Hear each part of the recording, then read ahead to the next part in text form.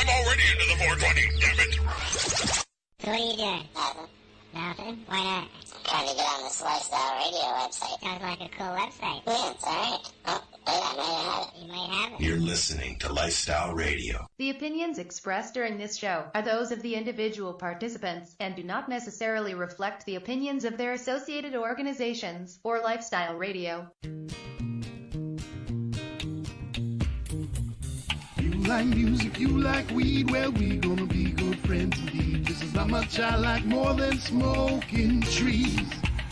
They'll make you dance the do-si-do and teach you how the chiba grows. Smoke a bowl on the 420 radio show.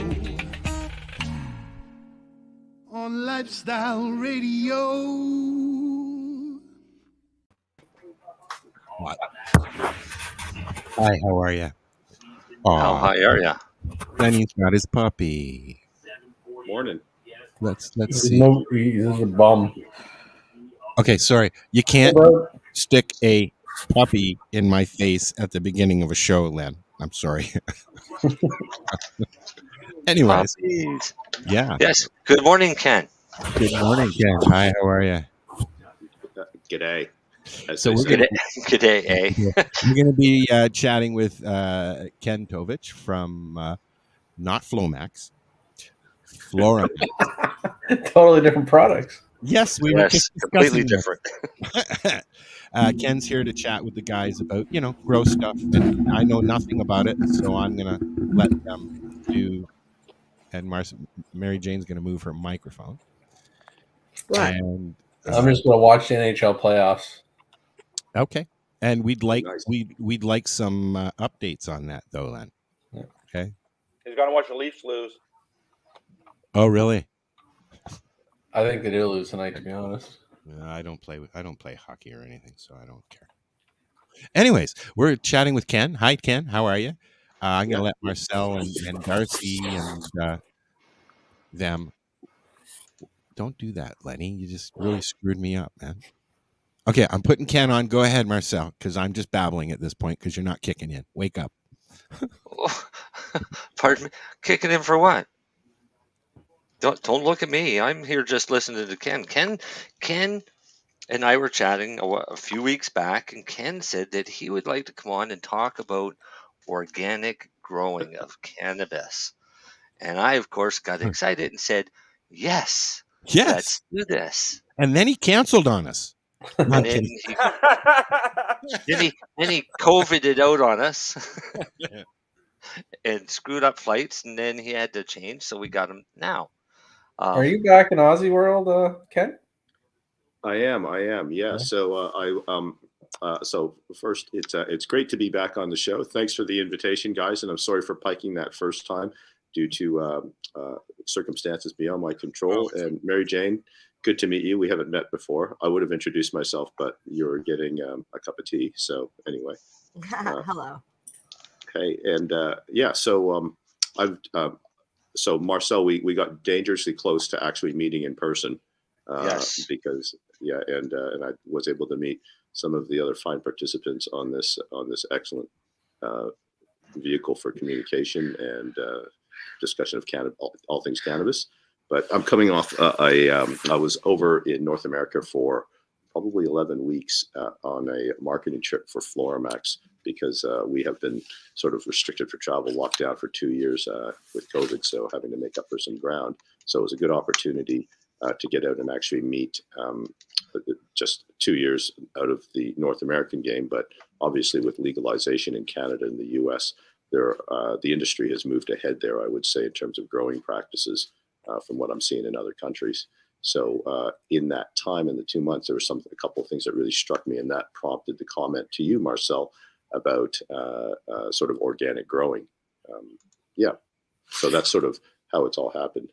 And that, just to make excuses, I did catch COVID that first time and got stuck in transit, so was unable to attend the show the first time that I committed. So I didn't know that you actually had COVID. I thought he was joking around. Sorry. Yeah, okay. So I'm just full of shit, right? So, anyway, so there being a bit of pressure on me now. Feel free to jump in, interject with questions and stuff. But do you just want me to ramble on about what I've been hearing regarding sort of that trend? Do what you do. Okay. Well, I'll just. Okay. Feel free to interrupt anyone. But what? So the first thing, sort of for our business, one thing that we've noticed, and actually the whole industry has noticed in North America, is probably with COVID, there was a big increase in growing the first year of COVID, and then which of course led to the second year to an oversupply. I'm not sure if that situation is. I think that situation is sort of developed in Canada as well, but certainly in the U.S. The price of pounds has come right down. From wholesale price. I'm not sure what happens at the dispensary, but there's just a whole lot of product out there. So in that, I hosted a breakfast for a group of commercial growers in San Jose, and they were all sort of laughing. If you're growing average product right now, you probably need to sit this one out. You need to take the family, go on holiday or something like that. But because it's very difficult to get rid of your crop if it's simply average. And it's interesting because that, in a way, has been good for the industry because it's forced a flight to quality. Because it's kind of like in a world of 10-cent Coors Light, if your fancy microbrew is 20 cents, you just pay an extra 10 cents and get the good stuff because it's still only 20 cents. So that's sort of seeing that in dispensaries and the legal markets in the U.S. Product has just become quite inexpensive, and the quality has gone way up. So if you're growing good product like AAA Fire, you're gonna have a good chance at still making a living cultivating. But a lot of the average stuff is just sort of sitting there, and that it's created a problem there. So anyway, how does that relate to organic growing? Well, organics are increasingly being seen, and I would say I do like these unofficial polls in terms of when I meet with commercial growers in terms of what they're trying to achieve or whether they see the direction with their cultivation in the coming months, coming years, that kind of thing. And overwhelmingly, and I would say by overwhelmingly over 90%, are trying to find ways to incorporate at different levels various organic means to increase the quality of their crop. So. That was quite interesting to me. It does happen to, while I make a shameless plug for the company, it does happen to play into FloraMax because we are a biosynthetic line with some very organic elements in some of our additives. That's sort of how that thinking has evolved. We're seeing a lot more in Canada here because of the home growing. We're seeing a lot more home growers wanting to go all full organic type thing for what they have at home, which is great. But it's a bit of a learning curve and it's hard to do with cannabis to, in all honesty, to go full organic. I mean, yeah, you can do it, but there'll be deficiencies. You could do better. Yeah, so this is an interesting thing, and I mean, I'll put this out to the peanut gallery here in terms of what constitutes a definition of organic growing. So, because the term has become fairly nebulous, I think everyone has a picture in their mind of what constitutes organic growing, and it usually involves some kind of animal fecal products, like be that bat shit, seagull shit, fish shit, you name the animal. Actually, what I pictured was a pot plant sitting on a pile of old cow manure. Again, an animal fecal product. Still poop. So I don't know if anybody wants to weigh in on sort of what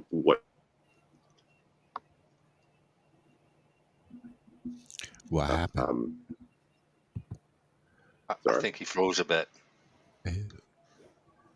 We lost you. You're not frozen now. If you start freezing, if you do start freezing again, Ken, just drop into your settings and move your camera resolution down to,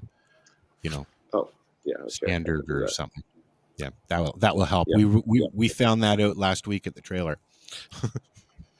Okay. Well, sorry, you were saying you would like I'm not a grower, but to me, anything definition of organic is carbon based. That's from chemistry days.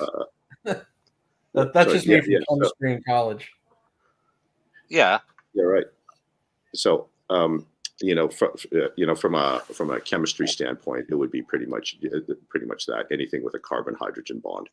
Right? Yeah, that again, I don't know if that's what everyone's really talking about, but that's what to me is, and most inorganic things are more like your just basic elements, things like calcium, magnesium, phosphorus, things like that. Yeah. So, maybe a way of defining it actually is what isn't organic. So, and then Lenny, I think you're on the right track there with basically anything like mineral based, basically anything mineral based without that carbon hydrogen bond. Yeah. So, how that organic product looks can be an animal fecal product because they will all sort of contain that kind of or meet that definition chemically. But so I guess if you're taking what a lot of people could soil amendments, manure and soil, that kind of thing, or teas and bacteria and stuff like that. All that stuff, there's such a wide range of growing styles there in terms of how that's incorporated, but they all have that carbon hydrogen bond in there. So the opposite of what it isn't would be, of what organic growing isn't, then would be the mineral based side. And I think I've said this before, and you guys might know, sort of know my opinion on this, but in terms of why growers need to sort of everything. So there is definitely a shift towards organic growing, but I think, Marcel, you just sort of said that they may suffer deficiencies. So most certainly 100% organic product, kind of raw organic product cultivation usually results in smaller yields, sometimes excellent quality, but probably definitely the yields start to hurt. So, and that's why there probably is a strong case for some sort of mineral-based component. At the end, whether your calcium or your magnesium comes from a liquid nutrient, a powder, or whether it was just naturally present in the soil, it's still actually just a mineral-based component, and a lot of that stuff exists naturally and I guess there's various levels of fertilizers that will contain those things. So, but basic on that organic track, I think that's something that people are trying to improve that quality piece. I also think some people take the term organic and think it's just natural. Like, I don't know if they necessarily have the same picture as everybody. That's just what I think some people think it is sometimes. Yeah, so it's an interesting thing because we've actually done quite a lot of actually that's the angle of FloraMax, and a lot of the research that we've done sort of looks towards that organic space and why. So the advantages are can result in a more call it naturally created product is going to be probably actually a truer expression of the genetics of the plant. And of course, there's been a lot of focus in the industry there on what people can, a lot of people spending a lot of money on genetics there in an effort to look for various terpene profiles, oil contents, physical characteristics of bag appeal of the plant, like the colors and that kind of thing. So organics are a way to sort of access those things. So there's this distinction, though, that in our research that we sort of made in terms of how we defined organics. So a lot of people, when you say natural style of growing, they're probably identify with what we would call raw organics. So a raw organic is something that occurs naturally in nature, as in pretty much all animal fecal products. So but it doesn't, they don't. So I think there's a distinction here because as the industry evolves, I think what we're going to see is a move away from raw organics because there are some problems associated with it. So in our sort of product design and in sort of the way that we've developed our products, we're trying to address some problems. And the way that I'll put it this way is I see there are three key issues with organic growing. Okay, so the first one would be the shelf life of various products. When you buy a bag of manure or a bag of bat shit, bat guano, whatever it is, all the rest of that, typically those products have a very short shelf life because they are naturally occurring and they're at a raw stage. So they're open to all sorts of issues like fermentation, which would be creation of alcohol. That's going to affect the efficacy of the product. So one is shelf life. Two is ease of use or mess, because invariably most raw organic products are seen as messy. So for someone growing at home in a garden in like a bed or something like that, just top dressing, that's not really a big deal. But if we're talking about larger scale cultivation, and this is the commercial growers that I've spoken with, they're all looking for ways they need to be able to deliver organics on a large scale. So, through drippers, reservoirs, and that kind of thing. And they're not just going to throw a raw organic into a reservoir there, because it'll take about 3 seconds for it to start clogging the lines, the cleanup on reset, that kind of thing. So that's always been an issue, large scale application of organics. So that was the second issue. And then the third one, the one that we were most concerned with, and this is probably interesting for some people from a manufacturing standpoint, is actually consistency of performance. So you can have the same product, supposedly the same product, and one bottle will work and one won't, because it's a raw organic. There's so much variability in the quality of that product.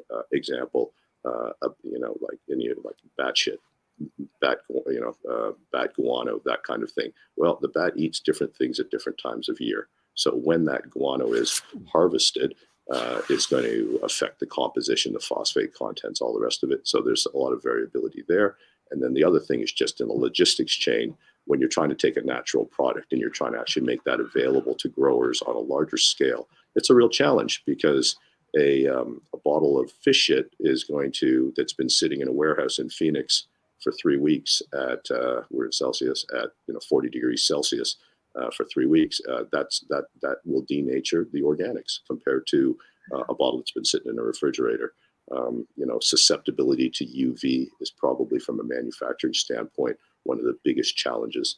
UV just degrades organics very, very quickly. So, this thing about, even the color of your bottles as a manufacturer, we, done some research in that space. And the thing is, just putting your organic product in a black bottle to remove UV light probably buys you a year of shelf life. So, that kind of thing. So, clear bottles of organic products, typically someone hasn't done the work there. So, I mean, is freezing affected as well, like colder weather here, because we got like cold weather here, right? Well, I would think that there would be a difference in the performance. I don't know if it's better or worse, but the thing is, all those sorts of things, that sort of storage stuff on raw products there is going to be some kind of an effect to denature the organics. You sort of think about it, the process of like with kelps. There are a lot of kelp products on the market. We have quite a few years experience in working with that. And kelps can come in, for manufacturers, they can come in cold pressed extract, kind of like a cold pressed juice. They can also come in a heat refined form. So that heat refined form can be liquid, but more often than not is a powder or a pellet type of product. So you guys have probably seen powdered kelp products, maybe, those of you that grow on shelves and stuff like that. But all those powders and pelletized products are part of a heat refining process. And in the early days, we used to use those kind of products because there was a little bit more economy in them. But the 100% will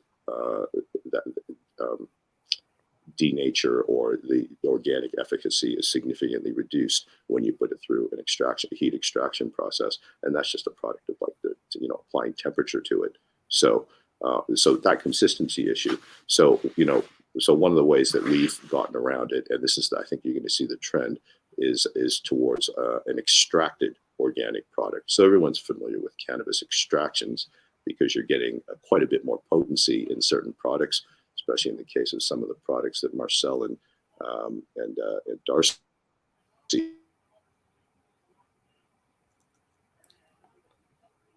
think we've lost Ken for a minute. He'll be back. Have I lost you? There we go. You just froze up there. Yeah. Yeah. Okay. So maybe drop your video down to another notch. I actually did. Yeah, but I may just do that every once in a while. He sort of literally is on the other side of the world, so it's going to happen. I was about to say that he is on the other side of the world. And it's winter. Yeah. Well, This is the. That ain't fucking winter. And he's not a winner. You got You loud guys are fucking seeing birds there. That's all I got to say. And they're not mine. Ha ha ha. Yeah, Well, not the sun's everything's starting to come about up. you, Darcy. Well, I always get blamed for the birds. Yeah. So, Anyways, go ahead. Yeah. yeah. Anyway, I was just going to say that. So, just cut things short. Basically, there is a solution to those three problems associated with organic growing. Okay, and that would be an extracted type of organic. So it still stays organic. We're meeting the definition with that carbon hydrogen bond. We still see the benefits of actually expressed in the plant. But the way that we're actually doing it is in the manufacturing process. We are taking a raw organic, call it a bucket of fish shit or fulvic acid, which contains thousands of organic compounds, and then extracting specific compounds that we've identified have an effect on plant function. And when you have that extract, if you can create an extract, you see increases in solubility and stability. Then when you incorporate those in your other products, you actually get you actually pick up those features. So as a shameless plug again for one of our products, we make a product called Organobud, which is there is an extracted organic underneath a kelp platform in that product. It is 100% organic, and it has a 5-year shelf life. You know, I just want to remind you, you're here to talk about your products, so it's not all that bad to bring them up. Okay, well, once in a while, sure. But the thing is, I think, though, that, from our standpoint, the priority's always got to be sort of cultivation and success on the part of a grower. Mm-hmm. So I'm happy to share that and that education. In fact, in the industry, I share that quite freely because we need to see more from the industry in the form of this extracted kind of product as opposed to what I'm going to call copycat mineral-based brands. So because... yeah, I mean, like the evolution of the hydroponics fertilizers, the evolution of the industry, stepping back in the 90s, it was all about getting as big a yield as you could and doing it without organics. I think it was kind of, if you said in the late 90s you were an organic grower, the serious growers maybe even laughed at you a little bit because, well, you're not serious about growing. I want to know what I'm supposed to be serious about. I'm serious about growing. But I don't know what I'm supposed to. Yeah. Sorry, am I there? Yeah, yep, you're you are now. Yeah. So what are we supposed to be serious about? There was a real push towards understanding mineral-based or salt-based nutrient regimes. That whole we're going to cultivate on the moon, we're going to grow on the space shuttle. We don't need organics. And yes, you can grow a plant from a purely mineral-based perspective, but as these commercial growers that I hosted in San Jose were saying, you're definitely leaving stuff. You're leaving quality on the table by not accessing that through organic means. So in the last 10, 12 years, I would say there's been this increased wave and focus on it. There was also some advancements in this understanding of the soil web, the use of microbes and naturally occurring organic mechanisms for the transport of the mineral-based elements through the root membrane. There's been a lot of focus on that, and development understanding has increased, and that's resulted in some products, that kind of thing, including FloraMax. That's sort of where our research sort of led to a new line, was how we could incorporate these organics in a form that handles those three problems. So of organics. So sorry, I just kept crapping on and stuff like that, but yeah. See, I know absolutely nothing about organic growing, and I basically just learned with like 1 part nutrients. So you're speaking a whole different language, and I don't even understand the benefits of growing organic over non-organic. Good question. Well, that actually maybe is not framed as a question, but actually, so what would be the main advantage? That's what I do. Yeah, but one of the probably the advantage of it, when I say from a quality standpoint. So what we see with our Organobud product, by accessing the organic that kelp and specialist organic compound extract in that product, is we actually get a wider terpene profile. So we've got a bit of data now to show that when the final product is produced, that you're getting a broader spectrum of oils, not necessarily more. We have another product, Resin Excess, that actually uses an organic stimulant to produce more oil, which is fantastic because there's a lot of ways to sort of trick a marijuana plant into producing a little bit more oil. Some of them are good. Some of them make use of chemicals that probably shouldn't be in the industry or shouldn't be. There may be other consequences to the use of those chemicals, and by that I'm referring to certain PGR, plant growth regulator products. So, Mary Jane, those are there are fertilizers out there called plant growth regulators that can create different effects on plant function. You can get faster growth. You can get a denser cola, denser nugget, which is important for a product that sells by weight. Some of them increase oil as well, but in the process, some of them can cause a plant to absorb more heavy metals. Some of them are actually by themselves cancer causing. So there's obviously some implications to the use of those kinds of products. So, do you want to name some? Sure. So the big bad boys, one called paclobutrazol. Yep. So the nickname is called Paclo. You won't find that easily, I would say, in most North American markets because they're well regulated. Probably one of the benefits of legalization has been the increased scrutiny on end product quality. So just as an example, say that because I live in a jurisdiction where the cultivation is highly restricted, but pretend my daughter's actually said to me, "Hey, Dad, I wouldn't mind actually getting a bit of weed. I got this weed from a guy," all the rest of it. So, maybe that guy working in the industry, that father might say, "Hey, that's maybe, you don't know the source. You don't know how that's been done. It wasn't like you purchased it at a dispensary where it's been sort of tested or that it's been subject to quality control standards during its cultivation. So you should just probably grow your own." So, I think this would maybe resonate with a lot of your, with the audience is that, one of the best reasons for growing your own would be actually for, so that you actually know what's involved in that process. And to sort of establish quality. The other way to do it is to purchase it from a reputable source, which is available in those legal markets in Canada and the US, but the rest of the world maybe doesn't have that luxury. So, Mary Jane, you were saying the benefits of organic growing. You're using a if you're saying you're using a 1-part nutrient, that is going to be a mineral-based. That will be a mineral-based additive, and the best way to sort of incorporate is continue using that, and then put on some kind of an additive on top. Mary Jane, where are you located? In Ontario. Okay, so I could probably get you a sample of that of our Organobud, that kelp product, and then you could and you would not change anything you're doing. You would simply add that on top. Okay. So yeah, and as an organic, and another benefit of organic products and organic growings is that there's very little to no toxicity risk.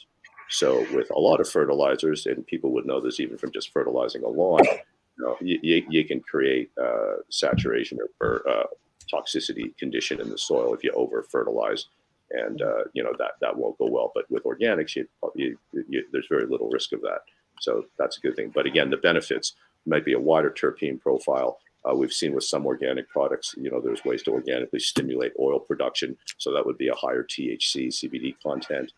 You can also, with that, when you're getting a more accurate representation of a plant's genetics, you're probably picking up on things like colors in the flower, which sort of contribute to bag appeal, that kind of thing. So, there's a thinking that's starting to evolve in some of the growers that I've spoken with, that if you just hammer plants with mineral-based lines with no organic content, you'll get you'll probably actually get quite a large crop, but you're definitely leaving something on the table.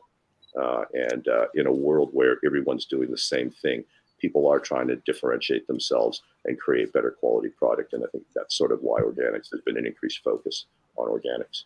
Okay, I just talked way too much, so sorry. That was amazing. Like personally, if you can get more terpenes in your cannabis and more resin on your buds, That just seems like a win-win. Like, why wouldn't you do that? Yeah. Those things, those are great end goals, but it's kind of like how that's achieved. It is also quite important because, as we said, there are products on the market, plant growth regulators, that will create those things, but maybe in a way, how it's done is important too, because you sort of pick up. Sorry, I'm gonna relate it to like working out. You could get muscles and get jacked by doing all sorts of steroids, but that's not probably the best way to go about it. That's a pretty good. That's a good metaphor, I would say. Yeah. So, yeah, how it's done. I'm on TV. Okay, now get me gone. Okay, all right. Oh, so on. what are you guys seeing? I'm seeing a lot of birds in the trees in front of me. That's what's keeping me Trying amused. to take it with your camera out there. Yeah. No, I'm meaning on like that. So sorry. Am I like the only serious person here? Jeez, I'm under pressure, so I'm not with you guys all the time because yeah. No, I was actually really serious, but then I smoked a hash joint. Now I don't know where I am or where my bike is. You're at home. But I'm loving this. Yeah, you fucker, you're trying to kill me. I'm enjoying listening. No, I'm learning lots. No, I think it's interesting. The thing I like about the products, the line is one, it's affordable. It's not overly expensive. Two, it has the science to back it up. And three, well, you guys sell. I like what you guys say on your bottle, but I like to change that to you guys sell results. Well, I like that. I mean, like, really. What does it say? Your harvest is our priority. Yeah, we say that. That's a pretty good tagline too, though. No, Ken didn't even know that they said that. but I like the fact that yes, you guys sell the science, because I love this pamphlet, Ken. I love it. Oh, the Grower's Guide. Oh my God, I love this thing, man. Marcel, you're gonna love this. Is it up on the website, Ken? Ken had that on last time he was on it. It's the best grow guide I ever saw. I'm gonna look. I got a bunch of them, Lenny. So grow guide. Yeah, but I mean, I'm gonna share the website. I want one. Bring me one. Everybody can. And you got feed charts, and I want a feed chart. Yep. So the Grow Guide is a compilation of articles with cultivation techniques, and they're not actually specific to FloraMax products. You guys can see what I'm doing, yeah. Yeah. If you go up to Grow Guide, and you will see all those articles. There's actually more articles on the website than on the actual Grow Guide. So over the years, Andrew Taylor, who's the founder of FloraMax, he's also the head chemist. He's written a couple of books, and he's basically condensed the content from those books into sort of easy to absorb articles that are kind of topic specific. Pick one, Marcel. I can't see; it's too small. How about? Okay, hold on. Let me. Oh, it should be full. No, on my screen it's too small. Oh, okay, I get you. Yeah, maybe pick up supercharged cuttings. Supercharged cuttings. Right there. Okay. All right, 10 steps to cuttings.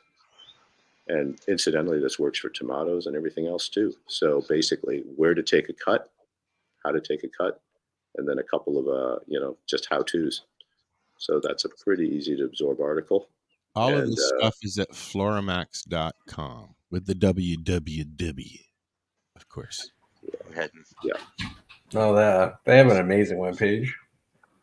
So we actually have an ulterior motive with this Grow Guide, because the more likely that growers are able to employ good cultivation practices, they're more likely to get better results and less likely to blame the nutrient. Mm-hmm. So that's that. It's actually pretty smart.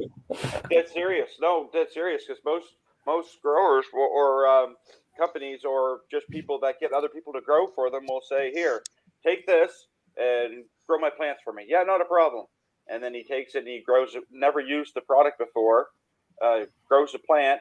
Doesn't turn out to what the brochure or the jug tells you that you'll get a good result with it. And then now he's pissed off and says that nutrient is garbage. So yeah, I like that. Yeah.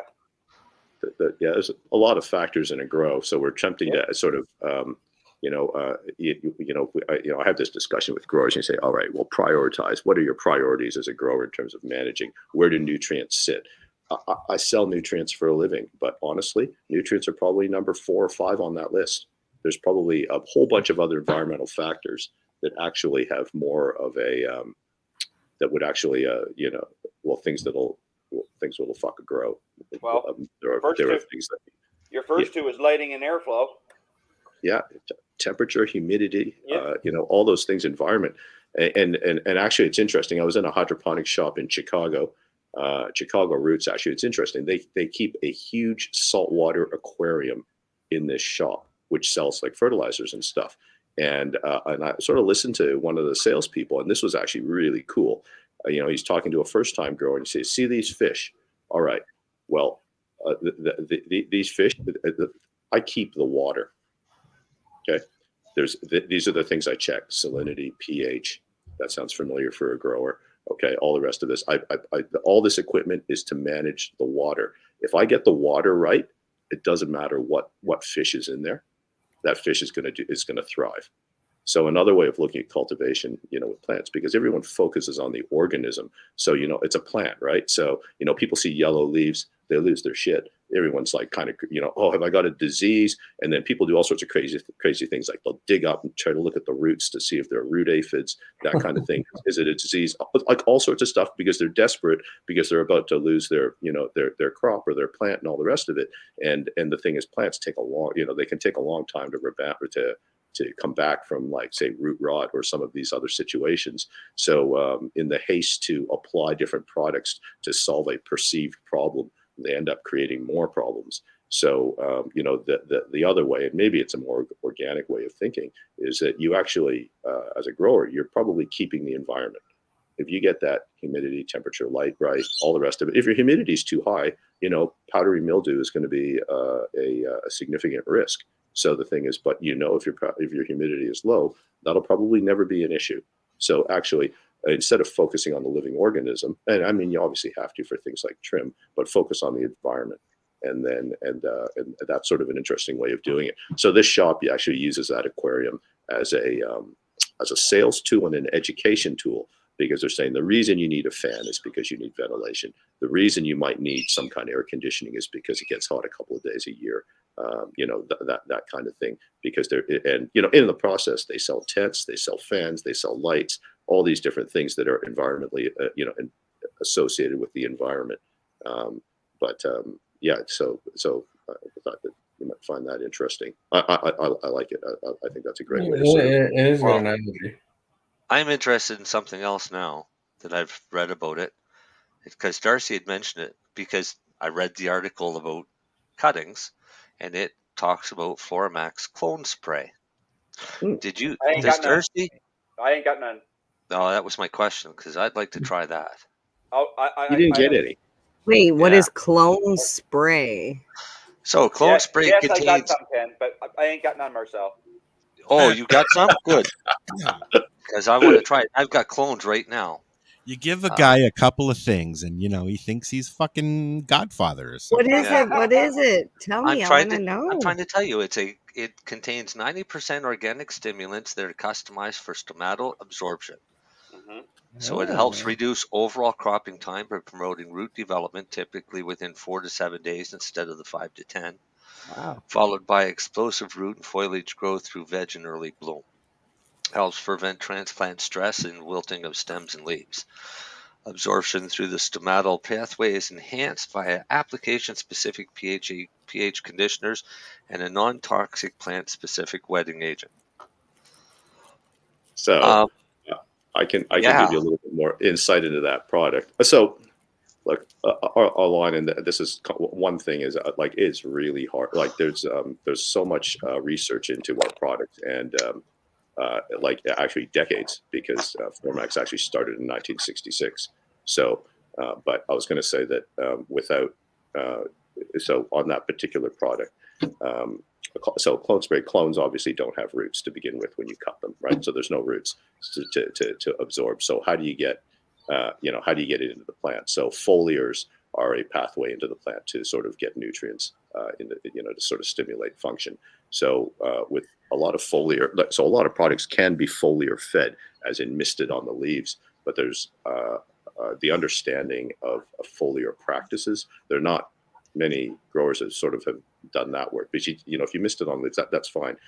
One thing with a lot of other products is if when you pour water plants, the water often beads on the leaves, right? And then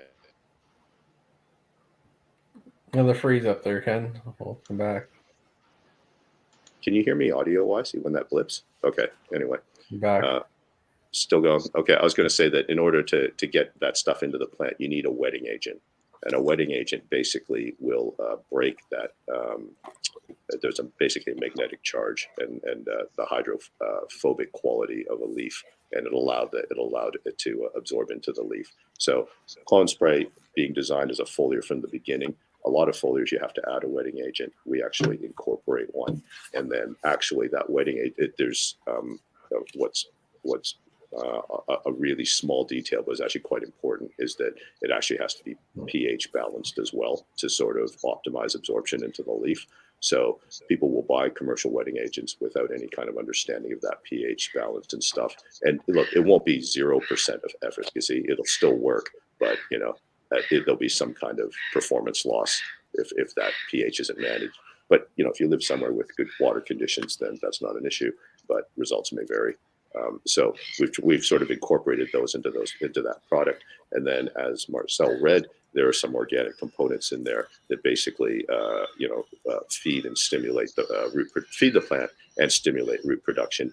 Incidentally, we call it clone spray, but there are a lot of people that use that just as a foliar feed throughout the grow, because it does contain a built-in wetting agent. So it actually is suitable. Another good tactic is to use those kind of foliar products on a mom just before you take cuttings. The mom will come back a lot quicker. So that's actually. Can you send me a list of what you sent Darcy so I can go shopping on Sunday? No. Because if I know ahead of time what there is, then he's not going to be able to hold it back on me. There should be a couple of little bottles of the clone spray. Greedy bastards! I come back and all they do, gimme. No, Ken said that he was sending me some stuff. Darcy's got the stuff. I'm going to make sure I get it out of Darcy. That's funny. You got the stuff, Darcy? He's gonna hoard it now. He's already been posting it on fucking Facebook that he's got all this shit. And if he says he knows the guy. He knows the guy. So he's got to hook up. He's trying. He did not post that on Facebook. He did. No, He he knows a didn't. guy. That was a private message. I was going to say I use a product that I put with my water after I use my rooting hormone when I do my cuttings. And I'm thinking it's a mineral based. Is it called Olivia Clone Solution? No, it's actually so I use Miracle oh my Grow. god, what is that rooting agent that's a powder? Stimroot. Yes, thank you. I use Stimroot number 2. No, I use number 3. Number 2 is the No. one for Number cannabis. 2. I use the Number- hard one, the one that you're supposed to use for apple trees and stuff. I use Right, that's the not 3. what a cannabis plant is. Yeah, okay, but it works, and I use it. It and that's does what work, I but have. it's not as effective as Stimroot 2. Well, cannabis. with this product, that's actually I don't think it's used for. I don't even know if I should show it. Sorry, pretty yellow. Okay, Can you see like that? we can see that. No. Can you see that? Oh yeah. Piranha? So Yeah. I use that and I mix it with water, and I get results within 4 to 6 days for roots. Yeah. But I'm pretty sure that Piranha's been recalled. Why? I don't know, because it works. That's what I was told every time Or something is cancer recalled. causing? I don't know. Thalidomide worked for women's nausea. Yeah, for about 3 years. I could see why the Asbestos works. Well, the no, organic would yeah, be it the does better still way, work. right? Yeah, look. There are 2 reasons why products are recalled in this industry. Okay, one of them will be there'll be untoward ingredients. I'm not suggesting that that's the case with Corona. Or the second thing is there will be a labeling issue. It's various usually Yeah. mislabeling. Or labeling anything.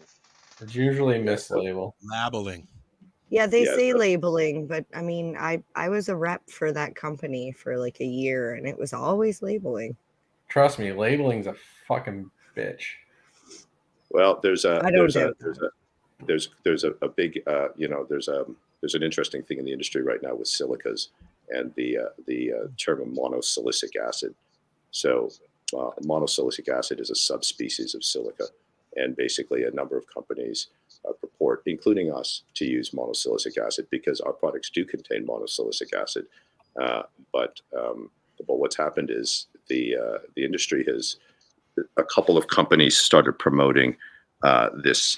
It's not actually true that monosilicic acid is more easily absorbed by a plant than other subspecies of silica. Okay, that's actually not true.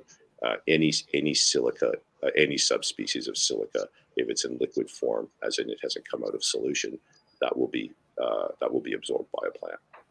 Okay, so but what happened was in September, I believe, Department of Ag in California sort of issued, basically they said no one can use the term monosilicic acid on a label anymore. Okay, because it implies, because the industry had conned on to this, it's more absorbable, and everyone has been saying, oh yeah, does it have monosilicic acid because it'll be more easily taken up by the plant, which is actually not true. So Department of Ag California's come out, and their reason is you can't use monosilicic acid on a label because it implies there is a benefit where there is none. Okay, now what they're getting at here is that anytime you put potassium silicate in water, it produces monosilicic acid.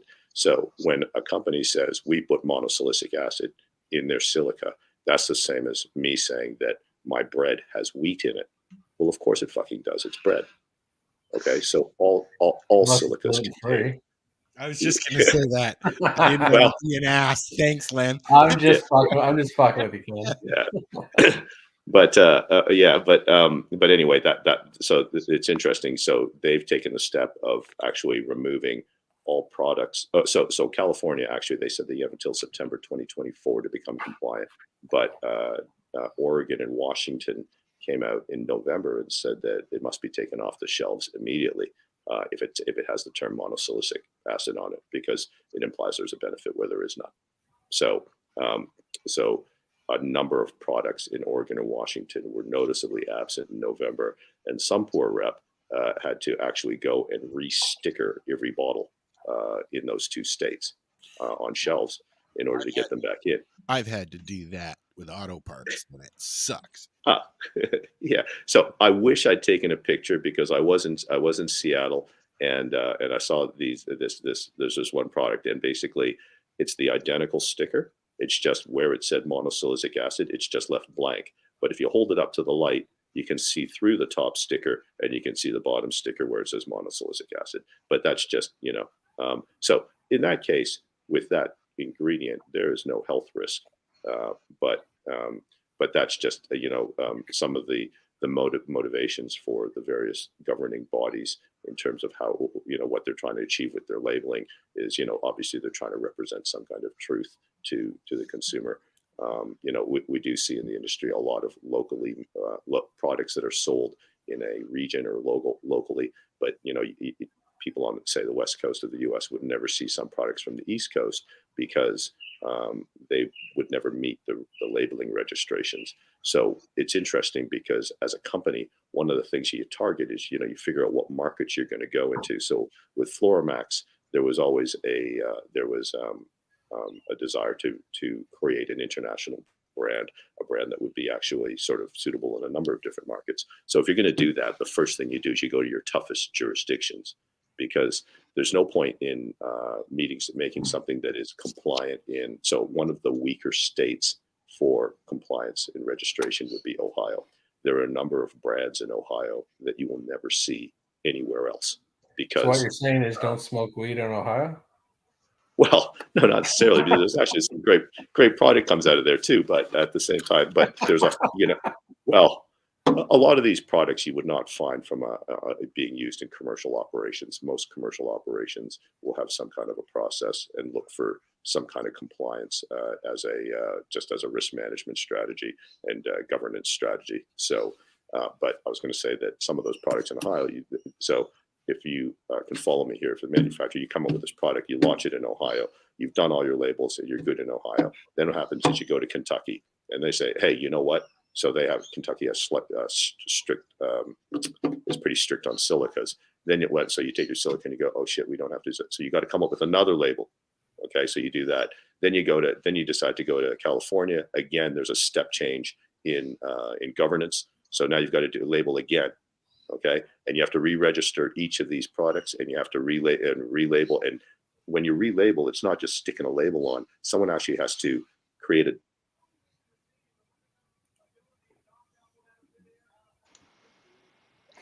Frozen. Really interesting. Frozen, right? It's like that sensor. He's always at the he's right at the punchline every time. Had enough, Ken?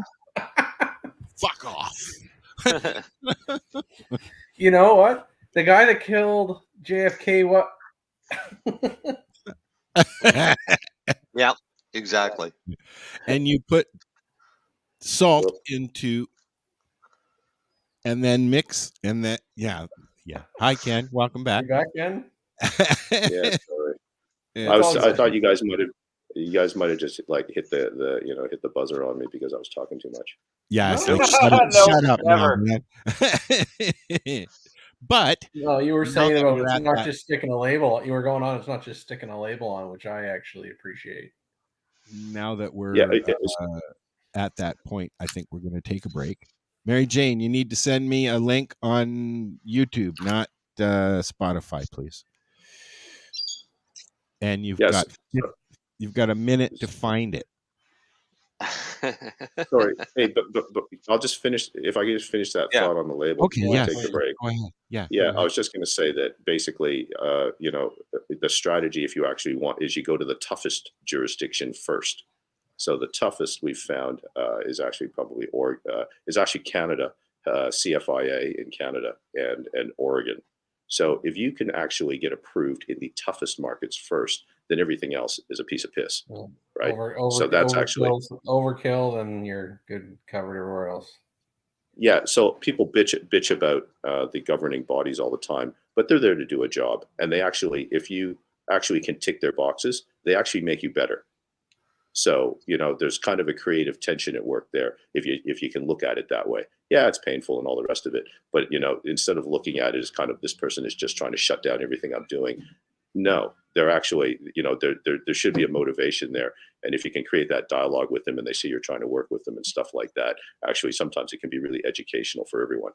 So, but again, that's more of probably a collaborative academic approach to sort of trying to achieve something commercially.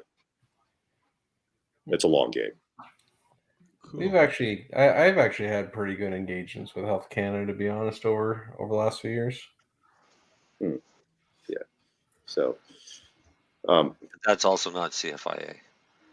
No, but just anything like regulatory wise, they're not. Again, I'm not saying the politicians, the legislations always, and the acts are always correct, but at least your inspectors and the people you work with daily, they're not trying to be. They're trying to work within the parameters they're given, but they're trying to be helpful. Is what I've always discovered. Yeah. Especially if you're, respectful to them and don't treat them. Oh yeah. You come and yell at them. I was like, "This is stupid." They ain't gonna be. It's not gonna go well for you, right? That's not a good way to start. Yeah. So, can we take a break now? No, I think we want to keep going now. What are you gonna do? I'm already into the. Oh, Lenny was getting lippy. I kind of like it. That was right on. We'll be right back. The boss man has spoken. Hey, Mary Jane Baker. No, I'm Mary Jane Baker. Wait, can we do that again? Mary Jane Baker, take 27. Hey, I'm Mary Jane Baker, and you're listening to 420radio.ca. You're listening to 420radio.ca, Canadian Cannabis Radio. Enjoy the buzz of legalization with Campbellford Lifestyle Shop. From lights to plant nutrients, books, consumption accessories, and more, we've got all your basics to grow or consume cannabis. Visit our info center or take a look at our piercing services and body jewelry, now available in-store through Campbellford Lifestyle Shop, 17 Bridge Street West, Campbellford. You want music? Rock, punk, metal, alternative music. The Coverage Radio Show has what you want. Every other Tuesday at 8 p.m. Eastern Time on 420radio.ca. Hosted by DJ Michael Alvich, bringing you new and retro tunes from both major and independent labels. Only on the Coverage Radio Show. Radio Show. Radio Show.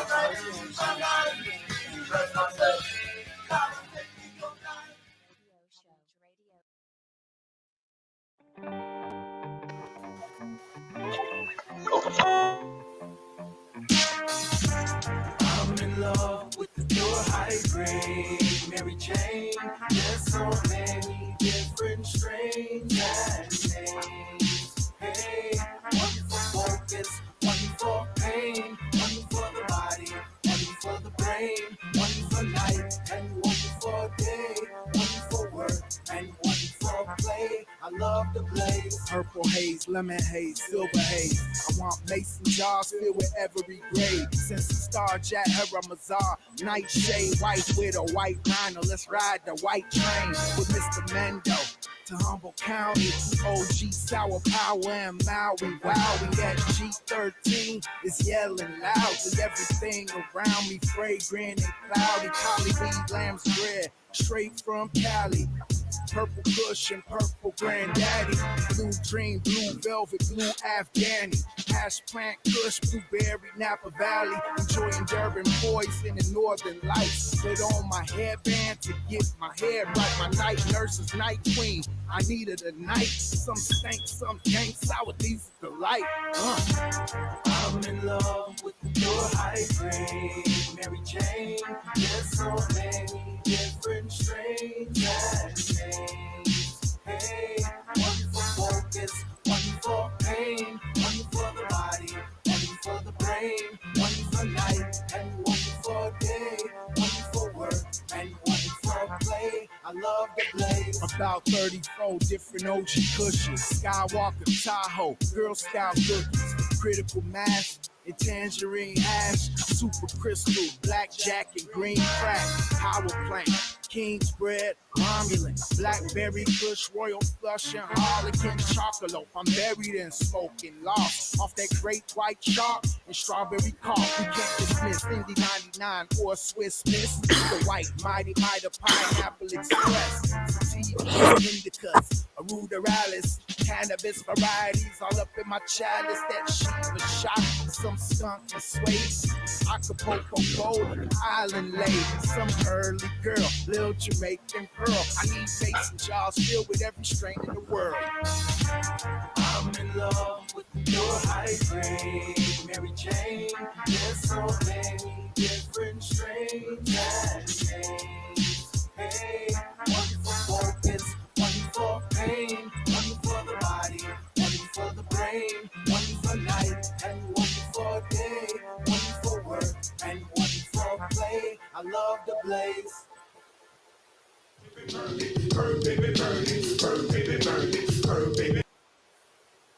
I like to blaze too.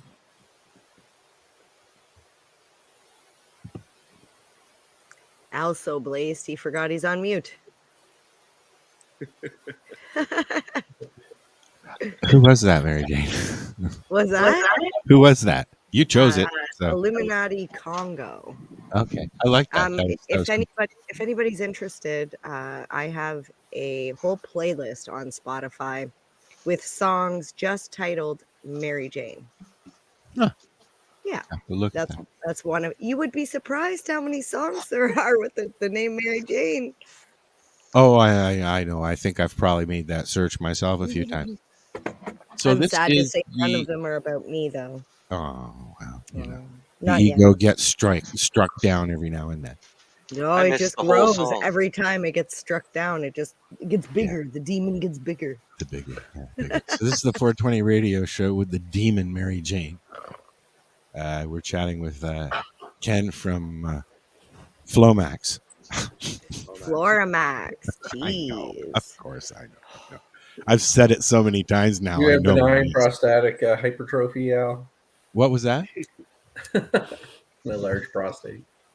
Yeah, I do. And I'm actually on FloraMax. So, yeah, there you go. That's funny. But anyway, so FloraMax is a I don't want to say the wrong thing, so I'm gonna just, if you could just give No. You say what FloraMax is, Al. It's a chemical you put in your plants to make them grow better and do things. No, Not a chemical, never did not a they say chemical. See, that's why I Organic. didn't want to say it, bonehead. Organic. It's But not that's a why- chemical. Well, It's a bunch of natural would still ingredients chemical. all put together, and then Ken kisses every bottle as they go out of the warehouse.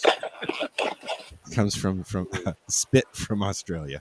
Can I guess? Like, Yes, yeah, go based ahead. on, I'm gonna Go ahead. say it's an organic concentrated nutrient or additive for your That would be a good.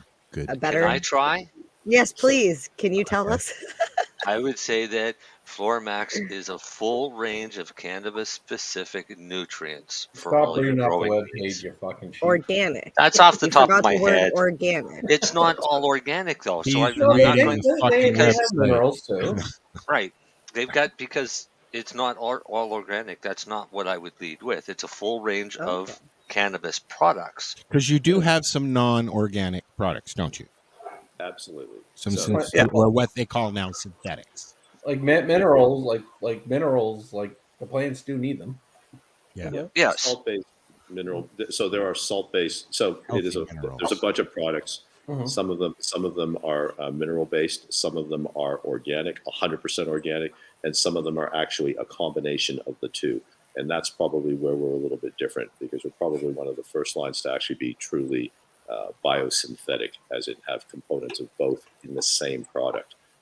Typically, people will have their mineral-based bottles because they'll have a long shelf life, and that kind of thing. And then the organic piece, they'll sort of throw on one or two bottles on top of that with it'll usually be a raw organic, which we were making. I know a lot of OG growers here in Ontario, probably around the world by now, who the minute they hear that word synthetic, not interested. Because a lot of times, Hold they on, think- Marcel. Hold on. So I guess what I want to say is change my mind, which is what we're doing. We're chatting about it. Because some of these, like I don't want to mention any names because there's an argument coming down the road. But a lot of the guys that I've known for years and years and years in the community, they don't want to hear anything about it. So what do you say to them guys, like Marcel, Ken, whoever wants to say? What do you say? Marcel, to you go them? first. He's gone. He'll be right back. But I'll say something to that. I've used personally myself over the past 22 years of growing cannabis. I've used 8 different nutrients lines. The last 2 years, my products have never been better, and that's just not. And that's being non-biased. And he keeps talking about it, and it's fucking Well, boring. No, I'm kidding. Well, it's just I can't say enough about it. I Yeah, tell I know. everybody about it, and they're Yeah. like, "Oh yeah, well, it's just like every other nutrient." Well, no, and that's what I've heard, because it's not. I've said, we've had Ken on before, and we've chatted about this. That's what I get from those people. Those people. But no, but Yeah. seriously though, I that's what I find. I try it, I use it. I can't say that I push the product. I tell people use it, and you won't be disappointed. Yeah. Well, a lot of people grow by the if it's not broke, don't fix it. Yes. Oh, of course. I've been think using that's one the nutrient smart. for I this think that's amount of time. extremely So smart. yeah. But you can also do, like, on a small scale, a little R&D is like, there's always a little bit of aspect. You can always do better. So there's nothing wrong with that. But I don't get too tied up in the term synthetic, right? Like if I told everyone is like, man, everyone should be using magnesium sulfate all the time, not for plants, but just for their body. In general. Most people don't know that's fucking Epsom salt. Right? Like it's a pretty Yeah. safe product, but like everything's a chemical. How it's made, like in the meat, to me, it's like it comes down to purity, what other additives are in the product that maybe not be on the label. And really in this world, it's all about transparency. And you show me some fucking evidence. If you say I'm going to get 30% more of X, where's the study showing it? This is from the drug kingpin here. No, I deal. Yeah, Listen, I deal with supplements and pharmaceuticals. I know you do. Pharmaceuticals a little bit different, but natural supplements and botanicals. Everyone it's the has the same. highest purity, the best quality, all tested. They're the best. But why is this fish oil fucking $70 and this one's $12? Well, Yeah, hey, yeah. Letty, I'll second that right there. Probiotics, for example. Same You can thing. go out. No, exactly. I've used the cheap ones, and then I Yeah. go to Lenny's medicine shop and I buy the more expensive ones. And you want to know something? I feel 10 times better taking the more expensive ones because Yeah, it's more of a pure product. when it comes to quality products, you pay for Yeah. what you Well, get. no, for it. exactly. So I guess what I was getting at is, to me, it's not even about synthetic. Like, listen, I think one of the worst things in this world is, maybe I'll be wrong, but everyone's eating these plant-based fucking burgers. Oh, That to me is synthetic. That's made in a lab, so. Hey, everyone's going to be eating lead-based But beef here soon. they've been growing beef for how long? Yeah. And that's but what most a- vegetarians and vegans are not eating that, Lenny. Yeah, No, fair I'm enough. not saying that, but I'm just they saying. know it's the processed, because it is. No, It's still processed. exactly. So I don't really get worried about synthetic. It's just what is the product claiming? What's the science behind it? As it appears, you know what I mean? I think sometimes we just get too righteous sometimes. I think when people talk about synthetic, so the reality. So you pose that question about those growers that sort of say it's synthetic. I don't want to know anything about it. I have no interest in that because I'm an organic grower. Okay, so here's the reality, right? Plants need inputs. All right, those inputs, and they actually need synthetic input. Well, they need mineral-based inputs. You can divide those up into macronutrients. So those are your big blocks. So calcium, magnesium, iron, okay, that kind of thing. Nitrogen, phosphorus, and potassium. Those are your macronutrients. And then plants actually need micronutrients as well. So those ones would be boron, zinc, manganese. There's a suite of them. There's sort of 6 key ones. So all plants need those things. Now, really the distinction. So those organic growers that go, well, I don't need mineral based. You're wrong. They actually do. The difference or the distinction is, are they naturally sourced? Okay, naturally sourced is probably the right term. Is it calcium, magnesium? Is it iron that naturally is occurring in your growing medium? So your soil, your living soil, how that gets there, it can be animal shit, it can be microbes, all that stuff. They all contain various amounts of those elements. Okay, so and the growing medium will have them as well, and the plants will absorb it. In the absence of those elements, a plant will not grow. So does it need to be natural? So then the next step is, does it actually need to be naturally sourced? Okay, so some people feel they get a better end result with if it is naturally sourced.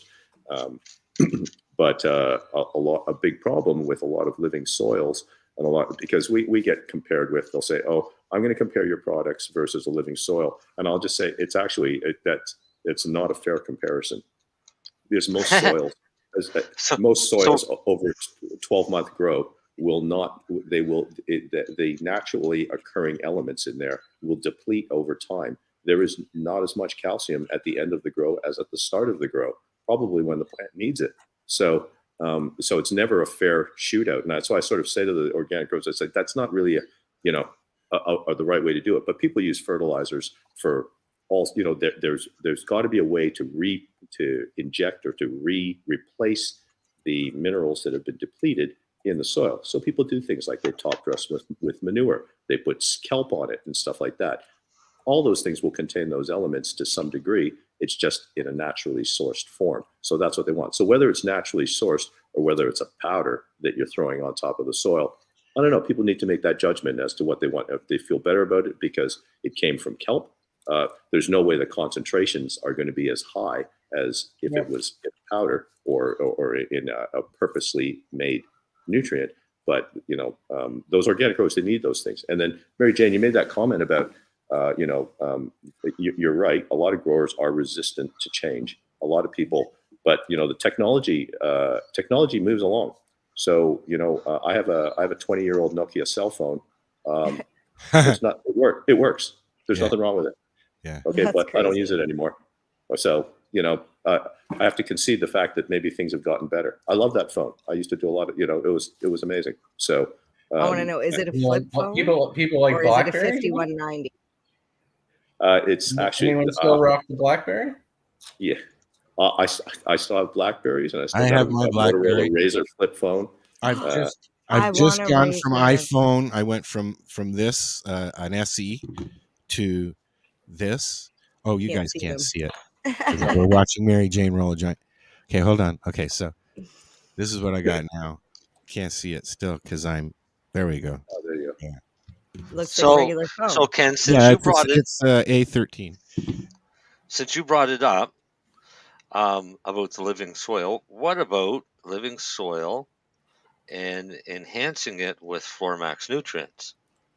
Oh, so interesting trend. I think that and I respect. There's a lot of really some of them like kind of older cultivation techniques. There's this one, and I can't remember, but this Korean style of I'm trying to remember the term for it. Where basically it's kind of like living replenishing biome kind of thing, and it's sort of using the offcuts and the unharvested parts of the plant to put nitrogen back in the soil and stuff like this. There's so that's a really natural kind of setup, and those kind of setups can take years to sort of take a little while to get them kind of cranking and get sort of that a really organic style that way. But so my background that's up on the screen now is That's a hint for Al. Put my screen up, even though he can. Oh, do it looks himself. like Dale. It looks like Dale knows. Oh yeah. All right. comments. So that's my autopod system with 2 mother plants in it. Mm-hmm. And what I've got in it is kryptonite soil, which is like a living soil that's supposed to feed the entire thing. But I'm running an autopod system and running Root XS and the 1 part formula. Okay. But on a diluted state. Right. So I'm not feeding it that schedule, but yeah. So that's what I was going to say. There is a trend towards some hybridization where basically people are mixing. So again, even organic growers are they really organic? Because you're delivering the elements, how you're developing it. So you're giving a plant what it needs. You're doing it through a naturally sourced method because you're running a living soil. Okay, and then you're augmenting that with something else. I would think that you're going to sort of pick up yield, a bit of yield and quality. It's actually there are a few danger points in terms of mixing the two. The most is that there are some products on the market that are not compatible with organics, and by not compatible, will kill the organics. So a really common one for hydroponic growers is a lot of people are trying to prevent root rot, and they use products like UC Roots. Basically, any kind of hypochlorous acid or peroxiding agent will not be it'll harm the organics. But if you typically people buy those product categories when they have a problem. So again, if they haven't managed their environment right and they have pests or they have a fungal infection, they need to a fungal infection in a plant in nature usually does not turn out well for the plant. Okay, so but people then it's like at what stage does an organic grower, if you're really organic and live and let live, you're just kind of like, okay, well this wasn't to be. But if you're 10 weeks into a grow, it's kind of like hard to give that up. So maybe you're going to be organic, except for that 1 week you weren't organic because you were about to lose your whole room. So exactly. yeah. So So then you go hit your reservoir with UC roots, which are hypochlorous acid, that will kill the fungus, but it will kill everything else that's organic as well. Right. So yeah, so that but people have figured out there are ways to manage it. I know there's some people that will use those disinfecting products. Maybe they use them once a week, and then or well, it depends on how often they turn over their reservoirs. But then they'll re-inoculate with beneficial bacteria afterwards, and then they'll go back to it, and it just becomes part of a maintenance regimen to I guess if you're going to be really true organic growing, like maybe you wouldn't use auto pots, or well, it depends on we started the conversation with a definition. So how that, there's so many different ways of doing it, but I think ultimately with different growing styles, people go with what works and where it fits on. It's like anything else, really. You come up with a plan that works for you, and you do it. It's everybody does it differently, I'm sure, with a little bit I know of the same. I know what works for me, but I'm always willing to try something new. Yeah, that's what I mean. So yeah. In my outdoor garden this year, one plant will just have living soil and not be fed anything other than water. And just to compare it to the rest of my garden. Because I'm growing all the same strain. So I want to see what the difference is, and I'm running the garden with FloraMax this year. Last year I did Mantis 1 part solution. And I mean, it turned out great for a 1 part solution. It wasn't bad. Cost wise wasn't bad, but in my comparison with the FloraMax flowering agent, that there was a definite difference between the two plants. Mm-hmm. So I'm happy with the FloraMax because the FloraMax is, I'm going to get slapped by somebody, but I'll say it's as good, if not better, than other products out there such as Psycho that are extremely expensive. Because I've used a lot of Psycho over the years, and I can't justify the cost compared to what the cost is for FloraMax. Look, there's something here that I think is probably worth mentioning to people without. Sorry, not to interrupt you on the nutrient comparison because that was working in my favor. But I was going to say that with so organic growing, so if we're in living soil, and then I'm sticking that in a high CO2 environment with 1,000 watts of light, there is nothing natural about that. Okay. No. So the thing is now if I'm amping up various environmental variables, okay, the rate determining step is now not the amount of daylight, because I've given the plant as much light as it can take. Okay. Side lighting, there's all sorts of things that can be done. And then, you're sort of injecting CO2 in there. So that doesn't become a restraining variable. Okay. So at that point, so plants naturally, like, in general soil environments or where cannabis plants originated in Central Asia, that kind of thing, they would never see those kind of conditions. So the soil, so the soil is probably not going to be up to scratch. So, it makes sense that now the rate determining step actually becomes the nutrient. And actually, we've seen that because there's been an evolution in lighting over the last few years. LED lights have seemed to have taken over and they've gotten really good. And people in the quest to advance things, because humans are funny, we're always we're never satisfied. And we're always trying to figure out ways to bigger and better, that kind of thing. And part of this also is the benefit is, maybe quicker crop rotation, so that if people are trying to, this just doesn't apply to cannabis. I mean, we can sort of throw this out and say, like, the world's going to have a food problem. Okay. So, hydroponics is sort of seen as a way of managing that.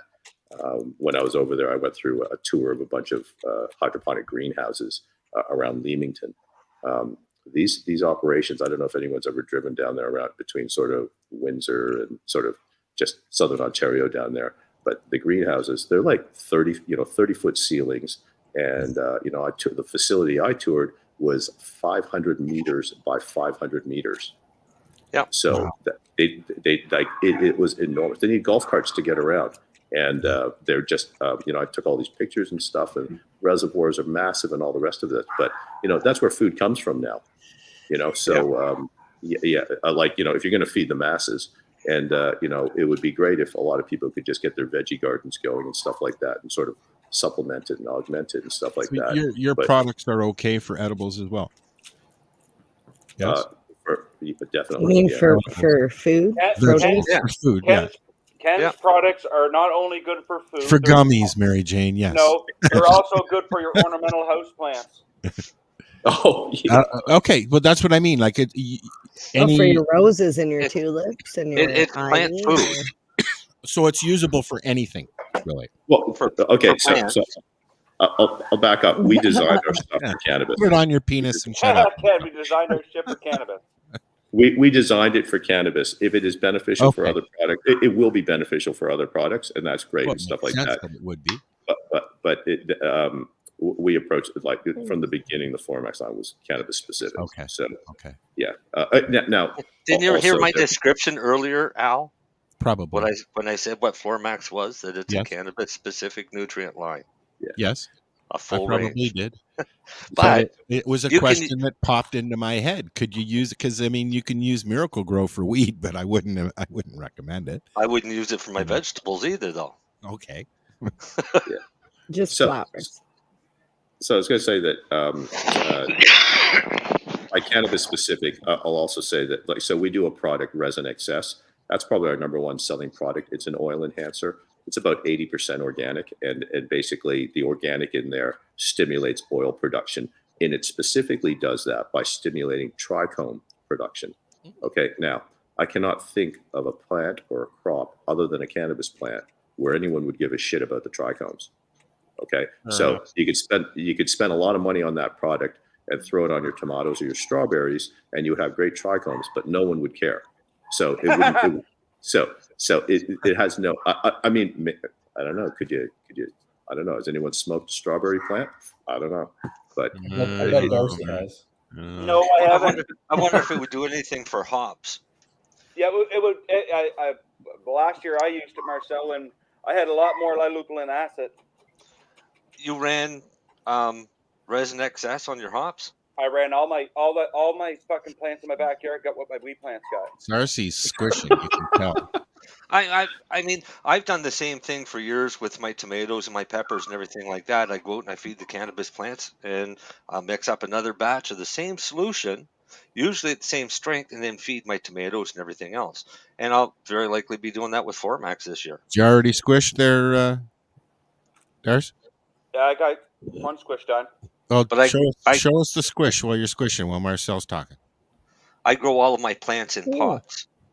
So even my tomatoes and things like that each get their own individual pot.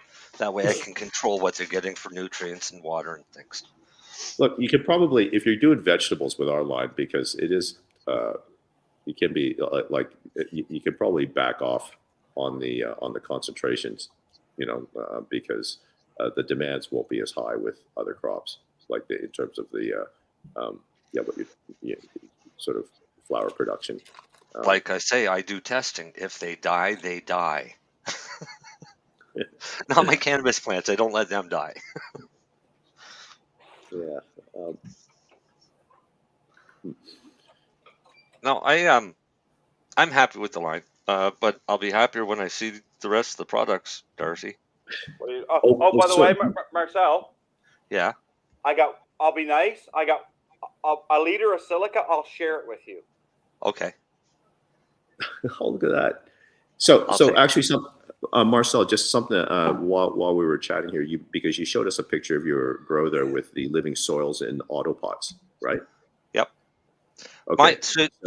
Normally all the autopot would be fours, and that's because we had that conversation when you were down.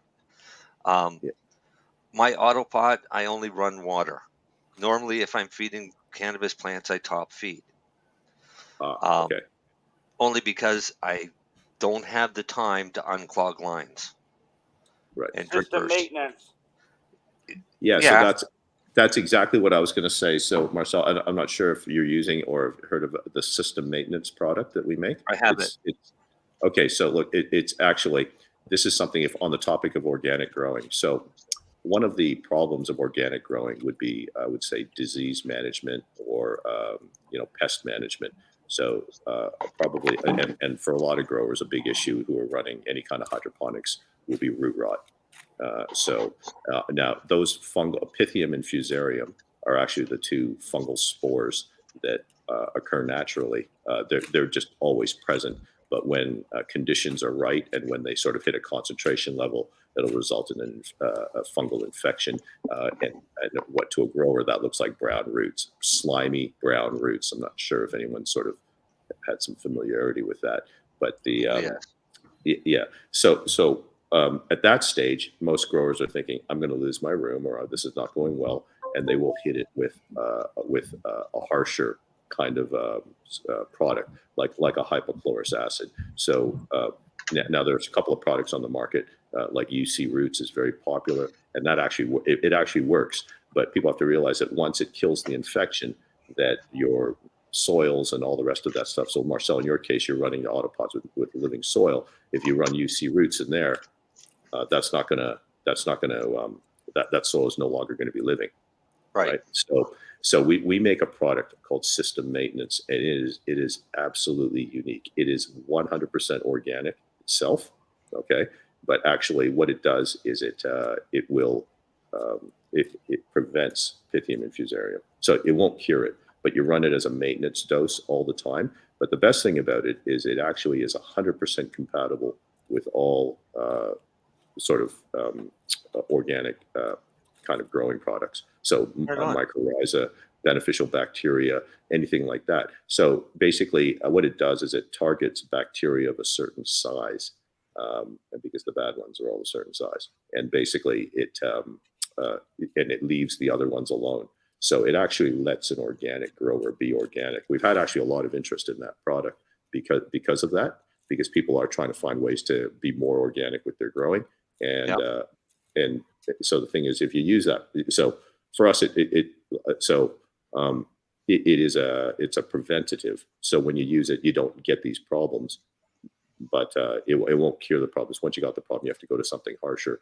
But the point is it allows a more kind of balanced cultivation in terms of keeping your organics happy, that kind of thing. But I mentioned that because if you're running a living soil, that's a good product to just run as a preventative all the time. It's a really low rate too, so it's not expensive, and it'll prevent those issues without kind of any of the negatives of killing all your microbes. Because a lot of people, we made this joke about, when I meet organic growers, people say, I'm 100% organic, I'm 100% organic, indoor and stuff. And I said, yeah, except for that week you had a problem. When you had that, that week you had a problem, you're like, and you're about to lose a room in late bloom, you kind of hit it with some stuff. You weren't really organic that week. But then afterwards, they'll have to re-inoculate the soil. They'll have to, sort of try to get the microbial levels back up again to where it was. It's dangerous because if you actually do that too quick in an unbalanced sort of way, you risk, basically getting the infection again, whatever caused your problem in the first place. So, there's a lot going on there and a lot of risk in a grow. So this system maintenance product we make actually has become quite popular because it sort of helps manage that risk. And not only that, but you can also clean your tools with it. It says right on the back of the bottle, you can clean your tools with it. I've been using it in my autopop because, like I say, I don't like clogged lines. And being my mother plants, I definitely don't want one of them starving for water. But I didn't realize that it was 100% organic, and I didn't realize I could clean my tools. But I don't know, isopropyl alcohol cleans my tools. Yeah. So, but anyway, that's just on the topic of organic. But we needed to develop that product because so many of our products are organic or highly organic. So the salt, the mineral based piece. There's a lot of companies out there doing the mineral, and ourselves included, but that technology has been quite fully explored. So the thing is, the differences in mineral-based lines, look, you have to deliver to a plant the macronutrients and the micronutrients at various stages of growth. Whether you do that over 12 bottles or whether you do that over 2 bottles. Mary Jane, you mentioned you used a 1 part. Okay, so the thing is, wherever however you deliver it, you can sort of spread it out and all the rest of it, and that becomes a marketing and a money game for a lot of manufacturers and stuff. Okay, Quick question: isopropyl alcohol, inorganic or organic? Well, By it's definition. it's classified by definition of Health Canada as an organic solvent. Because it's carbon based. Because it's carbon based. That's why I kind of poo poo and don't get. I know again, you're talking for the health of the plant, different story. But when the people get into this whole world of organic, it's technically carbon. Yeah, really what organic really is. Yeah. So. But I think Ken really said what people really think it's the word naturally sourced. I think is probably what most people are thinking. Right. Yes. I mean, most people have no idea what the definition of organic is, so they kind of But I think the theme most people think it's like a natural sourced product. Right. All they realize is that organic just means it costs more in the grocery store. Yeah. And it doesn't, and it may not look as nice as the other ones. Yeah, no, I just had to make a joke because again. I know. Yeah, look, something that people find interesting. You're upsetting the guest. No, I know. Like not at all. I think it's educational for people, just because some people may poo-poo products for the wrong reasons, and even Ken's, like he said, they are sort of a biosynthetic organic as well, right? And he's got combination products. I would never don't shit on him because it's not pure fish shit. Yeah. So here's the thing, right? With organic, the other thing too is a lot of consumers will go to the label and they'll look for some form of organic certification. Okay. Now this is where I can actually get a little bit bitchy and just sort of say this organic certification stuff is the biggest cash grab load of horseshit ever. Okay. So as a manufacturer, we actually have over the years manufactured for a number of our competitors. Okay, we've been a contract manufacturer. So FloraMax is our line. Okay, but we've done other people's stuff. We've designed other people's stuff, and we've even pursued on behalf of other people organic certification. Okay, the organic certification thing. If people look into that process, it's just because it says organic on the label, but it's really. So one of the rules here in Australia is that it's Canadian beef doesn't mean it's 100%. That's the name of the company, 100% Canadian beef. Yeah. So, but I was going to say that here in Australia, the organic certification, you can have a product certified organic if there is no naturally occurring element that performs the same function. Okay. Huh. So think about that. That means that you can nothing. There is no organic substitute for I don't know, like maybe magnesium sulfate or something like that. Like whatever it is. So if there's no naturally occurring or organic kind of product that does what you need, you can get your product. You can say, well, there is no substitute where I can put in for what my product does. So that means, and you can get your product organically certified. There are products that we have organically certified that are. But you have to get certified in each country that you want to sell in, though, don't you? Yeah. So this is the thing. People ask us, why aren't we in North America? In Canada, is it the OMRI listing? OMRI? Is that the listing that or EcoCert? Yeah. Okay. So each one of these, so we do a little exercise. I think for us to do a product in every market we sell would cost around $250,000 per product US to get organically certified in every market we sell. Okay. That's to get a label. Now, here's the thing with the organic certification. There's also no enforcement. Okay, so the thing is, it's like, the thing with the certificate, people haven't actually tested the product. You submit your data on these products, and then you basically pay your money, and then you get your certification. And that's it. So and no one's going and checking products on shelves. Like none of these certifying bodies have any form of enforcement. So so the thing is, you sort of think and just go, well, as a company, am I really going to invest in this, or am I just going to do what I do? So the thing is, we know, like, our system maintenance, our Organobud are 100% organic. Are you allowed to use these products at Churro, Len? What's that? The FloraMax. FloraMax? Yeah. As long as they're CFIA, and I'll say it. Ken won't, just because he's a nice guy and under NDA. But no, Ken was at Churro. I'll just put it that way. Okay. No, well, that's why I'm asking. I don't know the rules, and you're Churro. So no, it has to be Health Canada, CFIA approved, all that stuff. Okay.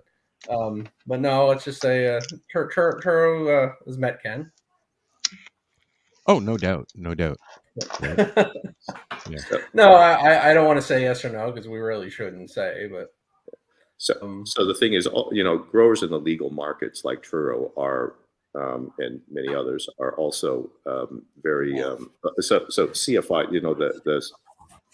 They have to comply with CFIA regulations, right? And that's good for consumers, because when people they invest in these businesses are big businesses and stuff, and the risk, you're providing products that people are using for medical or health reasons as well. Okay, it's like it's got a bare minimum meet like kind of food safety standards, but really as a medicine there should be a higher level of kind of vigilance. What's really interesting, I think, about the industry is that the fact that people can, on a smaller scale, cultivate their own medicine at home. If they can sort of figure out and sort of take that natural approach to things. Yeah, it's an amazing plan. I will give a little tidbit for Churro. Churro Cannabis follows FloraMax. How about that on Instagram? Does FloraMax follow Churro Cannabis on Instagram? I have no idea, to be honest. Oh, here now you're gonna go look. They will now. Yeah, I'm sure somebody's getting on it right away. No, along with the NHL or Dua Lipa, we follow all of those things. No, Churro, like I say, I don't think the growers really appreciate me telling exactly what our people are using, but no, like we if good products like FloraMax, we're not gonna poo-poo it. Shy away from it. Well, I mean, like with all the bad press that growers in Canada have gotten since it's happened, the legalization shit. I mean, we've there's been a lot of lying. There's been some false walls. There's been stuff hidden in the fucking roof or in the ceiling. I mean, it's nice that you're allowed to use products that your normal everyday guy down the road is using, right? It just makes make it easier. It makes it easier. That's theoretically possible. I don't think Lenny can confirm nor deny that. No, I'm not, and I'm not asking him to.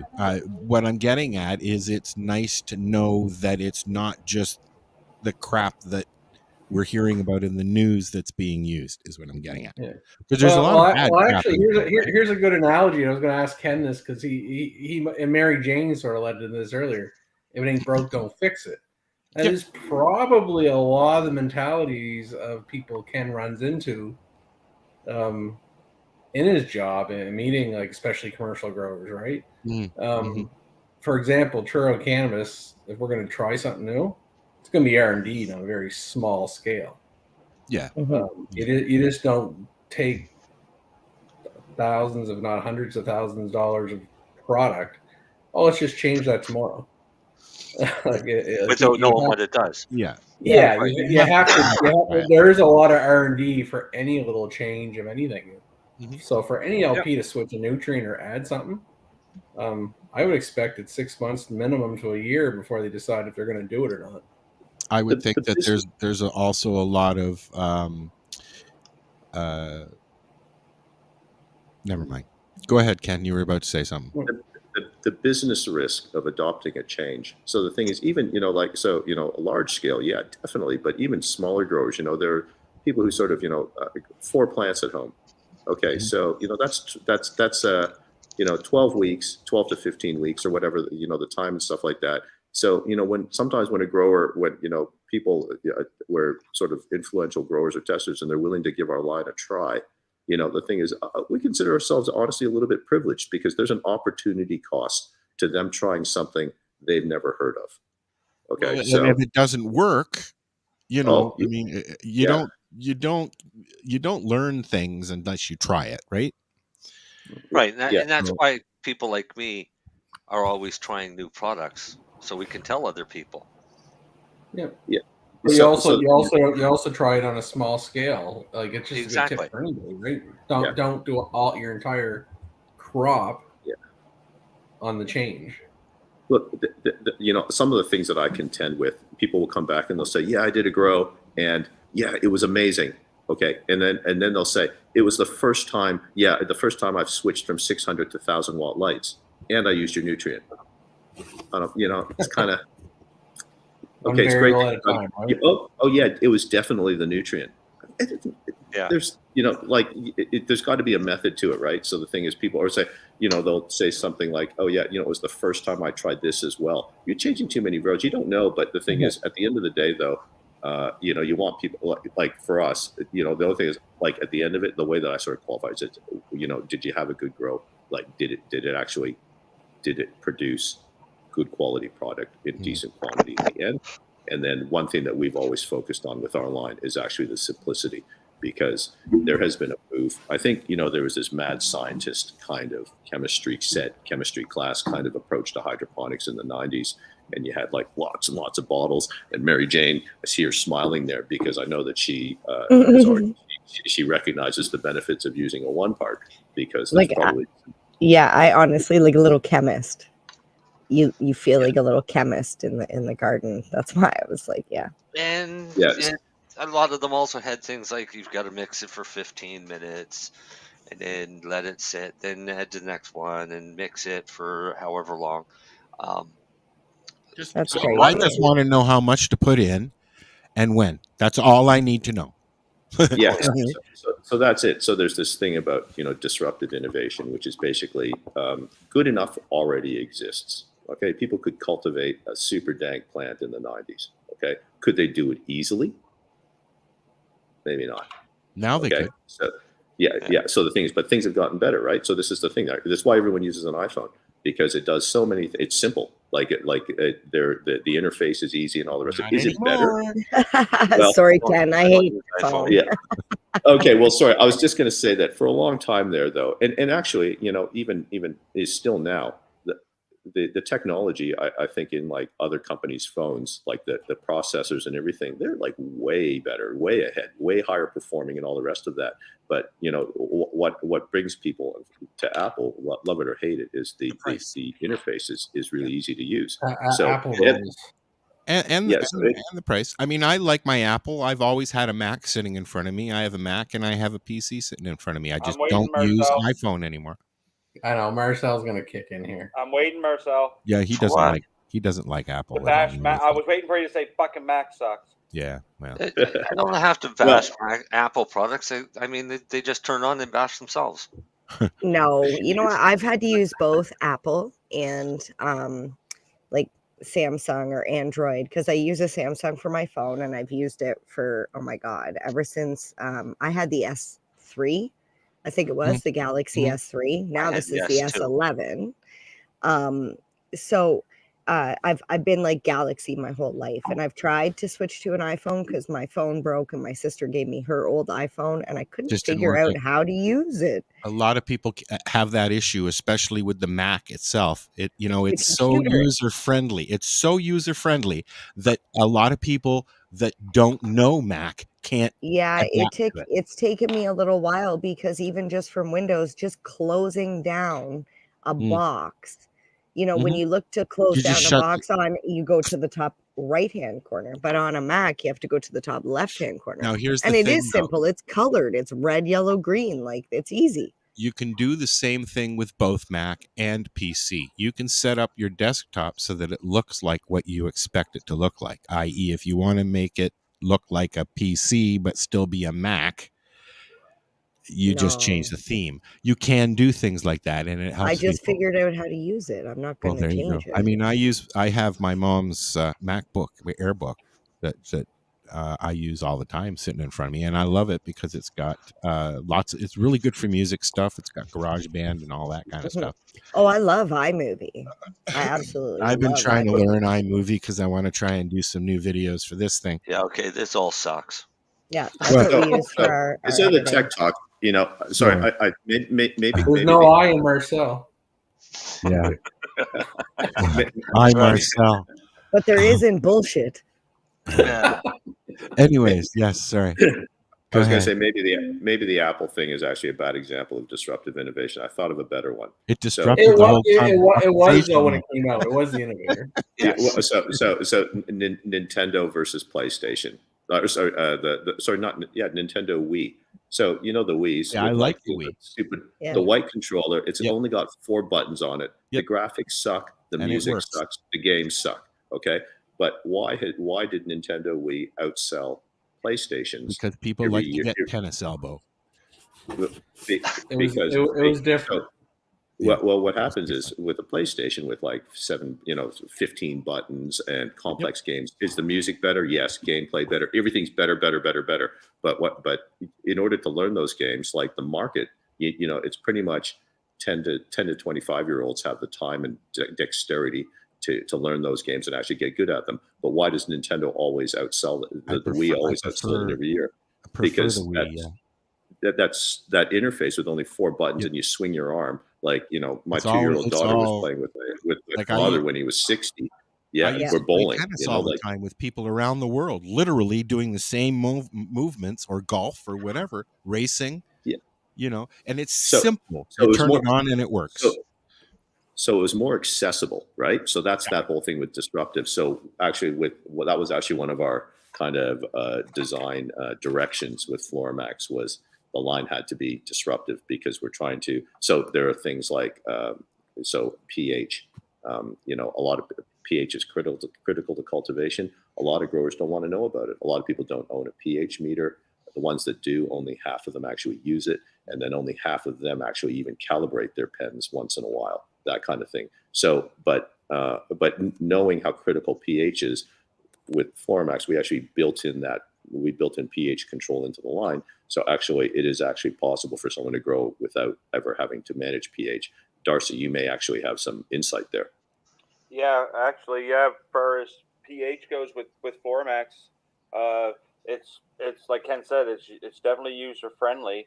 I mix my water because my water comes out of my tap was in the wintertime, it comes out at between 7.8 and 8.1 with a pH. So if you were to feed that to your plants, you're going to get lockouts like crazy. Deficiencies, yellow leaves. Like crazy. Yeah. So the good thing with that FloraMax is when you pour it in, it'll lower that water right down to anywhere between. I've seen it as low as 5.8, and I've seen it as high as 6.3, 6.4. So that's perfect. So from a plant biology standpoint, the key number is 6.5. Okay, so anything above 6.5, iron is the first thing to start locking out there. So we typically see iron deficiencies where plants are fed water or root zone pH is higher than 6.5. Okay, so that's actually, so with what Darcy's describing is in our base nutrient, we put in a pH buffering technology. It's actually a water conditioning technology that will drop the pH. So the benefit, Mary Jane, for someone like yourself is that I don't know if you check. Do you check pH, Mary Jane, when you grow? It's funny because as you were talking about people who have pH meters or pH pens and don't use them. She went, "Oh yeah, I have one in the cupboard." Yeah, I have one. I took it to the hydroponics store. They showed me how to use it. They made sure that the solution was in it. I bought the right solution, and it's still in the bag with the ppm. It's kind of like having type 2 diabetes and not using your meter. It's the same fucking thing. Guess what, MJ? I bet you if you were to go check that, I bet you there'd be very little water left in that. Oh yeah, it was completely dry when I took it to the hydroponics store. They're like, "How is this thing's even working?" Like, yeah, that's not good. That's not yeah, good. that's what they said. But I have extremely good luck, and it's still working. I mean, I think I don't use it. Okay, so we got about 10 minutes left. So we should let Ken tell everybody where they can get a hold of him and You have stores in Canada. Yeah, where and the can US? you get FloraMax? Like if you don't know a guy. Sorry. Can we if you go? don't- Can if we you go don't know a online? guy, Oh, can you purchase it online? Is there stores set up in Canada Yeah, selling the definitely. products? So the way to check, so we actually launched FloraMax in Canada. I think it would have been maybe August officially last year. So we haven't been quite going a year, but there are a number of shops across the country now carrying us. The best way to find that is on our webpage, on our website, FloraMax, www.floramax.com. There's a dealer page. Go to Canada, and then you'll see all the fine Canadian retailers that support us, and we try to support them as well. So, and that list is growing literally weekly because there's, so for a lot of listeners, most shops will not take on a line unless they actually test it first. Yep. So, which is that's fine. That's good business practice. We have nothing to hide. We're happy for people to do that. So we've got sort of shops I think in almost every province now that are carrying us. So that testing process, there's a number of people that sort of started sort of October to December, and then they're just sort of getting things lined up now and stuff. So but there are I know a couple GrowDaddy in Prince Edward Island. They sell online across the country. There's Green Island Joe's on Vancouver on the other coast. I don't know I can name, but there's dealers. There's dealers all over, and that list is growing. So they are able to get it. Mary Jane, I was going to say. Also, they have them in for the U.S., Australia, United Kingdom, and New Zealand. So if you're listening from any of those, you can still get FloraMax products there. Yeah, and Mary Jane, I was going to say that we'll connect after the call here on Facebook or something like that and stuff, and I can get you some samples. And Al, I think I might owe you some. Did you actually get a grow going? I did. I ended up with a couple pounds for my first grow last year. Mm-hmm. Yep. Don't know what's happening yet this year. I'll know in a few. Okay. weeks. Well, look, certainly you guys there get a hold of me and stuff, and I can give you some to try. Sure. That kind of thing. But Mary Jane, you may see some benefit right away because we actually do make a 1-part base as well. Okay. Veg one, Mary Jane. Yeah. Oh, that's the one you were talking about before, Sarcy. That's the one I compared with the Mantis last year. Okay. So I tried the Mantis because once again, 1 part, right? Yeah. Yeah. So if you're a fan of 1-parts, we do one there, but ours will be different in terms of that. We'll have that pH thing in there. So I'd actually, I think you would definitely see benefit from that if you're not using a pH meter. Yeah, I definitely need that. But we're gonna have Ken. We're gonna have Ken on again soon. Well, before we let Ken go, I have a really, really important question because technically it's tomorrow where you are, right? Yeah. So you want to know what's going to happen tomorrow? No, I want to know what the lottery numbers are for tonight. No, I want to know because technically it's the day of the global marijuana march around the world, right? It's Saturday there right now, Saturday morning. It's the first Saturday in May. So I'm just wondering, like, is there like the a 6th is thing generally worldwide, I believe. The 6th. Well, tomorrow it'll be here. Yes. And I did actually want to touch. See, this is my way of like sneaking this in, right? Because I want to make sure that I mention that tomorrow at Queen's Park from high noon to 4:20, you can find the Doobie. That's Toronto. Yes, in Toronto. You're going to be able to find me. Obviously, this event is happening all over the world. There are different locations where you can go and show your support for global legalization, not just, your own country. But I will be doing something special tomorrow. If you find me and you say the magic words, I will give you a chance to win tickets to Lift, which is coming up next week. Oh, and before I forget, the magic words are newbie, doobie, do. And I won't be here next Friday because I'm going to be at Lift. No, you'll be with me. I'm going to be able. Yes, you'll be there too. I will. We're partying Friday night. We're going maybe you guys should come on arcade together Friday night. Oh fuck! I got some plans. Okay, Saturday then. Yeah, we're I'll definitely probably going be to down. fucking arcade. Oh wait, I I'll forgot probably be Saturday around on after Saturday or party. Sunday. I'm not going to the thing this weekend because I'm going to go cut my lawn for the first time this year. Oh, Leafy Things is going to be there tomorrow. Oh. They're going to be handing So- out suckers and swag and. So Mary Jane, just to Yes. recap, if I can get there for tomorrow, so if Yes. I actually go back in time, then it's newbie doobie doo, right? Yes, and if you go I back know. in time, then you're my new favorite person because like that's never been done. I'm pretty sure Michael J. Fox. That we know of. Hey, I'm gonna give a quick shout out to our buddy Jack Lloyd. Fuck was that? I don't know. Love Jack. Why are we shouting out to Jack this time? Yeah. Because Jack and his buddy Kirk Tusaw are going to do some ass kicking Again. in Yeah, Manitoba. what? So Yes, the rights to Manitoba grow. was one of the provinces that refused rights for homegrown, and they're now being taken to task. And Good. Jack and Kirk are the ones that are leading that charge. There you go. Good. Yeah. It's about time. It's been what since 2018. Well, Yeah, since we gotta legalization. we got to boost those Manitoba FloraMax sales. Come on. But there's a distributor in Manitoba for selling FloraMax Well, products. I'm just making fun of the government. Yeah. There can be a lot more. Who's tapping? Me. What? You've been Let me doing it get all night, dude. restless. You've Are been you doing it all excited? night. What's up? Were you excited? No, I don't know. I It's just like, wait. Yeah, okay. Oh, Ken, it's a blast So, having you on, buddy. Yeah, it's always Hey, thanks very a much. good, Let's do this good again listen there, sometime. buddy. Yeah. Very, very educational. We'll see you in a year again. No, Oh, we'll have him on again in August. in bud time. Ooh, is that In Harvest Fest August time? at From Harvest Fest? Yes. Oh, We Harvest were Fest. talking about going live from Harvest Fest. Yes, we got to figure that out.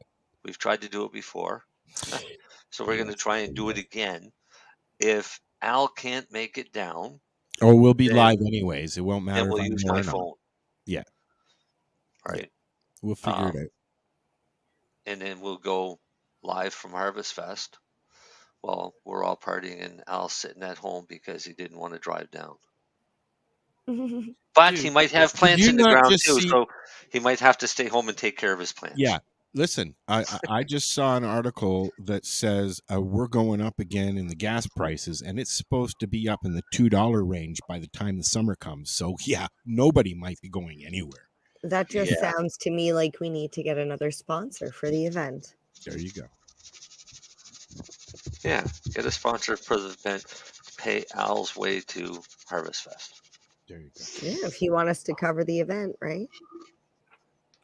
I'll start a 420 GoFundMe for Harvest GoFundMe. Fest. Yeah. No, don't. Yeah. I like it. Please. Oh yeah, Lenny, but now Lenny, you, I am Lenny, kidding. Lenny, are you going to be at Harvest Fest? I'll be down part of the day for sure. He'll be Okay. around. I'm not He's a staying. busy I'll tell man. you right He's a now, I'm busy not man. staying overnight. Look, he likes. He's a busy That's guy. how I He's feel busy too. giving people drugs. Just leave him alone. Just let him. No, do no, his I don't fucking camp. I want to that's bed. right, yeah. I'm doing Thursday to Sunday. And, I'm 4.5-star hotel, guys. Can you and I'll guys do find a 6 spot with like a.m. till cabins? 1 a.m. Pardon? There's You guys, cabins can you there. find a spot with cabins? There's some there. So there's like, You oh better wait, be where are quick. the You better, bathrooms? better reserve them. Pardon? Where are the bathrooms? In the cabin? Yeah. Oh, we moved up. So Well, the cabins are more like motorhomes, trailers, that type of thing that have been Oh, redone that's over okay. with You permanent say decks. cabin, I think like wood with like No. bunk beds. No, these are trailers and things with it's decks a built trailer onto them. park, is what it is. A campground. Okay, Yeah. okay. It's an actual not like- it's campground. not I guess like I where we better were- send Debbie a message. It's not like where we were There's- last time, Mary Jane, where it was in the bush. I mean, it's in the bush, That but was literally just a field, and you're like, "Here's your Yeah. spot." Yeah. No, I this couldn't one stay is, there. It was so hot. I needed a fan. but it has washrooms, it has showers, okay, cool. Nice. so it has everything. And it'll have So- Ken. that we're We're hoping. gonna let Ken go because it's like really early, and then It's now he needs 11. breakfast. He Oh, needs look how breakfast now. beautiful it is. Yeah. Go enjoy There you your go. day, I'm gonna Ken. Oh, leave it's you 9 guys. o'clock I'm in the gonna leave morning. you guys. I'm No, gonna leave it's you guys 11 a over view. there now. Isn't Go, Oh, it? look go at the for feed Saturday show. morning. go for a swim, Ken. Saturday Go on. morning. That's what Saturday morning looks like. So Strip it down anyway, and go, buddy. Come on. Enjoy tomorrow. Yeah. Nice winter there, Ken. Yeah. And yes. we will be back. I'm looking for my stuff here that I gotta do. We didn't do the second segment though, Darcy. It's all your fault because Darcy didn't do his grow segment. But it was That's one all big right. grow segment. You'll have to It do an was a grow extra long segment. one next It was week a long one. All right, because I'm gonna No, start tapping out. we won't be here. I'm gonna do both. And Yeah. hey Len, hey Lenny. Yeah. Hey, this is Cheech. And this is Chong. And you're listening to Lifestyle